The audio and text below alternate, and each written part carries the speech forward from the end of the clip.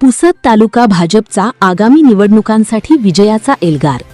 पुसद येथे प्रत्येक हाताला काम आणि प्रत्येक कामासाठी एक हात हे सूत्र अंगीकारत आगामी सर्व निवडणुका जिंकण्याचा निर्धार भाजपचे नवनियुक्त पुसद तालुका प्रभारी दिनेशजी सूर्यवंशी यांनी व्यक्त केला आहे। 1 मे आणि 2 मे रोजी पुसद तालुक्याचा 2 दिवसीय दौरा केल्यानंतर आयोजित आढावा बैठकीत त्यांनी कार्यकर्त्यांना विजयाचा मंत्र दिला।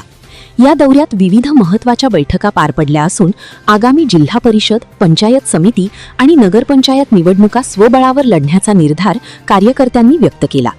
तसेच भाजपचा सामाजिक आणि राजकीय विस्तार अधिक मजबूत करण्यावर भर देण्यात आला। पक्षाच्या कामकाजासाठी नवीन वेळापत्रक निश्चित करण्यात आले असून मंडळ भाजपाची बैठक दर महिन्याच्या 1 ते 7 तारखेदरम्यान तर तालुका भाजपाची बैठक 8 ते 15 तारखेदरम्यान आयोजित केली जाणार आहे। बूथ स्तरावर संघटन अधिक मजबूत करणे, जनसंपर्क वाढवणे आणि शासकीय योजना सर्वसामान्यांपर्यंत प्रभावीपणे पोहोचवण्याचे आवाहन यावेळी करण्यात आले। तसेच पदाधिकाऱ्यांना स्पष्ट जबाबदाऱ्या देण्यात आल्या असून प्रत्येक स्तरावर समन्वय वाढवण्याचे निर्देश देण्यात आले। प्रलंबित कामांचा आढावा घेऊन त्यांना गती देण्यावरही भर देण्यात आला।